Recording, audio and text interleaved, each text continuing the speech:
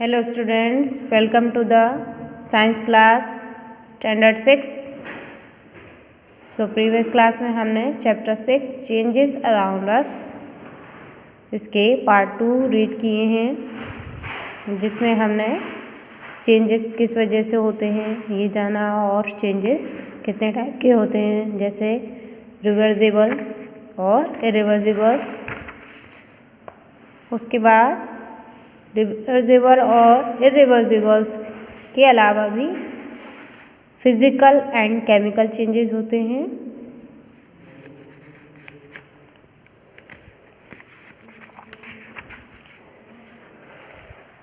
Now we study chapter 64। जो physical and chemical changes होते हैं इनके कुछ कारण होते हैं, जैसे कि मिक्सिंग ऑफ 2 और मोर सब्सटेंस या हीटिंग एंड कूलिंग। यानी जब भी कोई फिजिकल या केमिकल चेंज होता है तो या तो वो 2 या 2 से अधिक पदार्थों को मिलाने पर होता है वो चेंज, या फिर किसी चीज़ को गर्म या ठंडा करने पर होता है। तो अब हम इसके बारे में जानेंगे कि किस तरह से 2 पदार्थों को मिलाने पर चेंज आता है और किस तरह से गर्म या ठंडा करने पर चेंज आता है। मिक्सिंग ऑफ 2 और more substance. A physical change takes place when 2 or more substances are mixed. If you add the salt in water, it forms a solution. You also saw that we can get back the salt by evaporation of water and water by condensation of the water vapor, and no new substance is formed. Thus, the change is reversible and the molecules of water or salt do not undergo any change. Hence, dissolving the salt in water is a physical change. तो एक भौतिक बदलाव तब अपना स्थान लेता है जब 2 या 2 पदार्थों को एक साथ मिलाया जाता है। यानी कोई भी फिजिकल चेंज तभी होगा जब 2 या 2 से अधिक पदार्थों को एक साथ मिक्स किया जाएगा। यहाँ एग्जाम्पल के रूप में आपको दिया है कि अगर आप सॉल्ट को पानी में मिलाएं तो ये क्या बन जाएगा, एक घोल बन जाएगा, एक सॉल्यूशन बन जाएगा। तो फिर आप देख सकते हैं कि आप इस सॉल्ट को एवोपरेशन यानी जो वाष्पीकरण यानी भाप बनाकर जो प्रक्रिया की जाती है, तो आप पानी में एवोपरेशन यानी भाप की प्रक्रिया कर सॉल्ट को पा सकते हैं। The water bye condensation of the water vapour. और पानी कैसे मिल सकता है, यानी उसी भाप को ठंडा करके आप पानी के यानी अपनी वाष्प पा सकते हैं। यानी जो सॉल्ट और वाटर का मिक्सर है तो इसमें से आप सॉल्ट भी फाइंड कर सकते हैं दोबारा से और वाटर भी। And no new substance is formed. और कोई भी नया पदार्थ नहीं बनेगा। दस द चेंज। इस प्रकार जो बदलाव है वो रिवर्सिबल है। And the molecules of water. और जो पानी के और नमक के जो कण हैं वो किसी अन्य बदलाव में नहीं जाएंगे। इस प्रकार से dissolving of salt in water यानी नमक का पानी में घुलना एक भौतिक बदलाव है। यानी जैसे आप सॉल्ट होता है हमारा, उसको पानी में ऐड करने पर अगर हम उसको गर्म करते हैं तो आप देखेंगे कि जो पानी में से भाप निकलती है वो क्या है, एक प्लेट पर जम जाती है। तो वो जो वाइट जमा हुआ पार्टिकल्स होते हैं वो किसके होते हैं, सॉल्ट के। और अगर आप उसी एवोपरेशन यानी वाष्प को ठंडा कर लेंगे तो वो पानी की बूंदों के रूप में बन जाते हैं। तो इस तरीके से हम सॉल्ट या वाटर के सॉल्यूशन में से दोनों चीज़ों को वापस ला सकते हैं, इसलिए इसे फिजिकल चेंज कहा जाता है। नेक्स्ट है हमारा mixing of 2 substance can also bring about a chemical change. यानी अभी हमने देखा कि 2 चीज़ों को मिलाने पर क्या है, फिजिकल चेंज हो सकता है यानी भौतिक बदलाव हो सकता है। वहीं अब है हमारा कि किस तरह से रासायनिक परिवर्तन हो सकता है। If you add lemon juice baking soda, a hissing sound is hear and bubbles are seen rising in the mixture. यानी जब आप नींबू के रस को जो हमारा बेकिंग सोडा होता है, खाना सोडा, उसमें मिलाते हैं तब आप देखेंगे कि एक ध्वनि सी सुनाई देती है आपको, जिसमें से बुलबुले से उड़ते हैं उस मिश्रण में से। In this case carbon dioxide is one of the production. तो इस केस में क्या होता है, जो कार्बन डाइऑक्साइड होती है वो एक प्रोडक्शन है, एक उत्पादक है। This product are also formed with different properties. तो यहाँ जो कार्बन डाइऑक्साइड है वो क्या है, अन्य जो अपने अन्य गुणों को दिखाती है। The chemical reaction can also be written as follows. तो जो रासायनिक प्रक्रिया है उसको हम इस तरीके से दिखा सकते हैं, जैसे baking soda plus lemon juice, यानी बेकिंग सोडा और लेमन जूस को ऐड करने पर हमें carbon dioxide plus other product find होता है। Kerosene is another example to understand the mixing of two or more substance. Kerosene एक जंग होती है, जंग का उदाहरण दिया है यहाँ पे, आपने देखा होगा। यहाँ two or two more substance को ऐड करने पर हमें केरोसिन मिलता है। It is the deterioration of a material due to its interaction with the environment. ये कब होता है, यानी इसका विस्तार आपका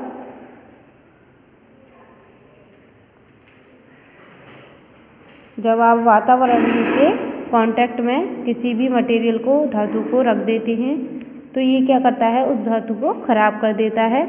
इन द प्रेजेंस ऑफ मॉइस्चर, यानी नमी के कारण, erosion takes place in on iron and silver object. यानी नमी की उपस्थिति में जो जंग है वो क्या है, लोहे और चांदी के बर्तनों पर लग जाती है। Due to corrosion a black coating can be seen on silver object. तो इस जंग के कारण आप जो हमारे चांदी के बर्तन होते हैं उन पर ब्लैक रंग की एक परत देख सकते हैं। इन द सेम वे, इसी प्रकार से a green coating can be seen on copper utensil on exposure to moisture. यानी जो हमारे तांबे के बर्तन होते हैं उन पर आप एक ग्रीन कलर की परत देखेंगे, यानी जो चांदी पर है उस पर ब्लैक रंग की जमती है ये जंग, और जो कॉपर होती है उस पर ग्रीन ग्रीन रूप में ये जम जाती है। सो अब आपने देखा कि किस तरह टू मिक्सचर को ऐड करने पर चेंज होता है। नाउ हम देखेंगे हीटिंग एंड कूलिंग, यानी गर्म ठंडा करने पर कैसे चेंज होता है। You have already learn the heating and cooling help us bringing about change in the state of matter. In this case, solid change into liquid and liquid change into gases form on heating. Gases change into liquid and liquid change into solid on cooling. यानी आपने कई बार ऐसा देखा होगा, सीखा होगा कि किसी चीज़ को गर्म या ठंडा करने पर उसमें उसकी परिस्थिति में बदलाव आ जाता है। जैसे कोई भी ठोस पदार्थ है उसको क्या है, लिक्विड में बदला जा सकता है, एंड उस लिक्विड को हम गैस में बदल सकते हैं गर्म करके। यानी गर्म करके ठोस पदार्थ को तरल रूप में लाया जाता है लिक्विड में, फिर लिक्विड से उसे गैस में चेंज किया जाता है। वहीं गैस को ठंडा करके लिक्विड बनाया जाता है और लिक्विड को ठंडा करके सॉलिड बनाया जाता है। Expansion and contraction of a substance are other physical change which are brought about by heating and cooling. तो एक्सपेंशन मीन्स होता है फैलना, यानी उसका जो फैलाव है और उसका सिकुड़ना, किसी भी सबस्ट्रेट पदार्थ का सिकुड़ना या फैलना उसकी भौतिक परिस्थिति पर निर्भर करता है, जो क्या है गर्म या ठंडा होने पर उसके अंदर बदलाव लाती है। Many substance expand on being heated.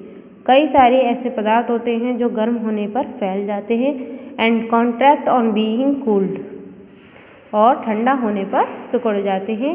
The extent of expansion और contraction is the most in gases and least in solid.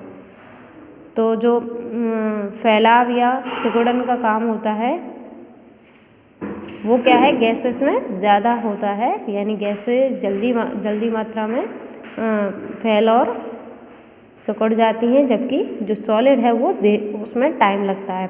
Let us know more about them. चलिए इसके बारे में और जानें। Expansion and contraction in solids, यानी जो ठोस होते हैं उसमें फैलाव और सिकुड़न कैसे होती है। You may have seen telephone wire dropping between the poles in summer. Have you ever observe how do they look in winter. The wires would be tightly stretched, यानी जो टेलीफोन्स की वायर्स होती हैं गर्मियों में आपने देखा होगा कि ध्रुवों के बीच में क्या हो जाती हैं, झूलती हैं। तो आप देखेंगे कि अगर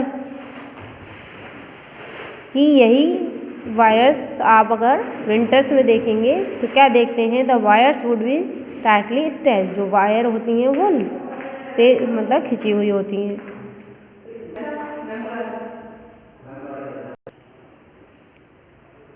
The reason for this is that material expand as they get hotter and shrink or contract as they cool down, यानी जो हमारी पोल्स हैं, जो वायर्स हैं टेलीफोन की, वो समर में फैल जाती हैं या विंटर में आपने देखा होगा खिंची हुई हो जाती हैं। तो इसका कारण यह है कि जो धातु होते हैं, जो पदार्थ होते हैं, मटेरियल्स, वो क्या है, गर्म होने पर फैल जाते हैं और ठंडे होने पर सिकुड़ जाते हैं। When you heat the metal, जब आप किसी धातु को गर्म करेंगे, it's expanded more than any other types of solid, तो किसी अन्य ठोस पदार्थ की तुलना में ये ज़्यादा फैलती है।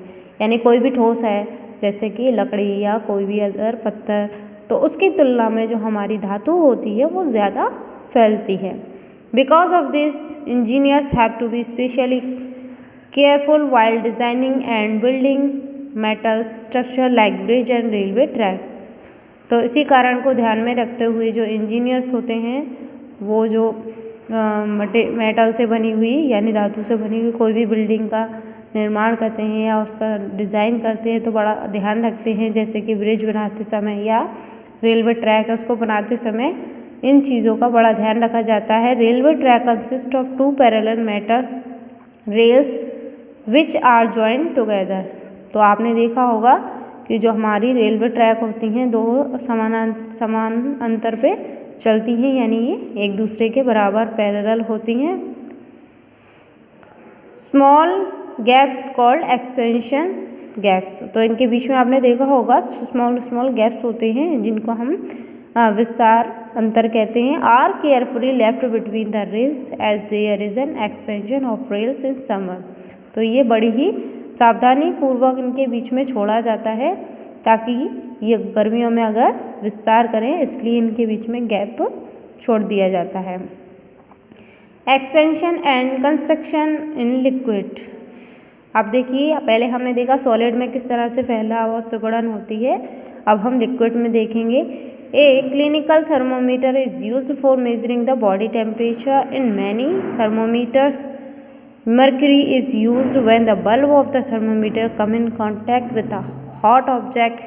The mercury expands and its level rise in the glass tube, indicate the temperature. If the bulb of the thermometer is dipped in cool water, the liquid mercury contracts and the mercury level can be seen falling. तो आपने एक thermometer देखा होगा clinical, यानी जो clinics में मिलता है, तो वहाँ जो थर्मामीटर होता है वो बॉडी के टेम्परेचर को नापने के लिए होता है। तो इन थर्मामीटर में क्या होता है, पारा भरा हुआ होता है। तो जब भी उस बल्ब को क्या है, यानी उस कांच को, जो थर्मामीटर है उसको किसी भी गर्म पदार्थ के कांटेक्ट में लाया जाता है, तो जो मर्क्यूरी है वो, यानी उसके अंदर जो भरा हुआ पारा है वो क्या होता है, फैल जाता है गर्म होने के कारण, और जिससे क्या है उसका जो लेवल है वो ऊपर की ओर बढ़ जाता है उस कांच के ट्यूब में, और हमें टेम्परेचर ज़्यादा दिखाई देता है। यानी आपने देखा होगा जो डॉक्टर यूज़ करते हैं पारा, उसमें मर्क्यूरी भरा हुआ होता है। तो जब हमें फीवर होता है, यानी हमारे बॉडी के हॉट टेम्परेचर की वजह से वो क्या होता है, फैल जाता है, जिससे हमारा टेम्परेचर अधिक दिखता है। और जब इस थर्मामीटर को क्या है ठंडे पानी में डाल दिया जाता है, तो जो लिक्विड है मर्क्यूरी वो क्या है ठंड के कांटेक्ट में आकर सिकुड़ जाता है और इसका जो लेवल है फिर नीचे की ओर गिर जाता है। तो इस तरीके से लिक्विड्स जो होते हैं उनमें भी एक्सपेंशन एंड कंस्ट्रक्शन होता है। Expansion and contraction in gases. आप गैसेस में देखेंगे the busting of cycle tube is a common example of expansion. You would have noticed that a cycle tube sometimes bursts on its own when the cycle is kept in the sun. तो जो bursting of A cycle यानी cycle tube का फटना एक सामान्यतः उदाहरण है विस्तार यानी फैलाव का। तो आपने कई बार देखा होगा कि जो साइकिल का ट्यूब है वो फट जाता है अपने आप ही जब हम उसे धूप में रख देते हैं, यानी हम जब साइकिल धूप में रख देते हैं तो जो साइकिल का ट्यूब है अपने आप ही फट जाता है। This is because that the air inside the tube expand by absorbing the heat from the sun. ऐसा इसलिए होता है क्योंकि जो ट्यूब के अंदर जो हवा भरी हुई होती है वो सूर्य की गर्मी के कारण फैल जाती है। This expansion cause the tube to bust, और यही हवा जब फैलती है तो इसी कारण क्या है जो ट्यूब है वो फट जाता है। When gases are cooled they contact, और जब इन गैसों को ठंडा किया जाता है तो ये सिकुड़ जाती हैं। If an inflated balloon is tied at the mouth of a bottle and is placed in ice cold water, what will happen?